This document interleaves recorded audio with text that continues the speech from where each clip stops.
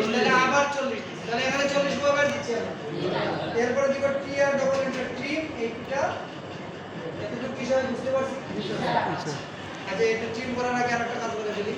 এখান থেকে মনে হয় একটা অফসেট আছে 160, তাই না? একবারে টপ থেকে তো একবারে টপ, তাহলে ও এন্টার 160 এন্টার, আমি এটা থেকে 160। এরপরে এখান থেকে অফসেট কত? 20 এখান থেকে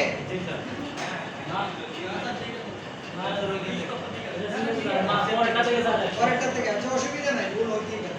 তাহলে এটা আমরা ট্রিম করে ফেলি, এটা প্রয়োজন নাই। এইটা থেকে যাবে, ওকে। তাহলে ও এন্টার 160 দিলাম। এখান থেকে কত? 20 20 উপরেরটা স্যার, 20 উপরেরটা ওইটাই নিচে 20 উপরে পরশত বলছ না। তাহলে 160 আসার পরে আবার 20 গুণ নিয়ে গেলাম, একবারে আর কোনো কথা নাই। এখান থেকে সরাসরি নিচে চলে যাব, লাইন এল এন্টার, এই লাইন নিলাম। এখন প্রথম অফসেট কত? 120। তাহলে ও এন্টার কত? 20 দিলাম 120। এরপরে কি আছে বলো? 20 উপরে না নিচে? এতটুকু বুঝছো?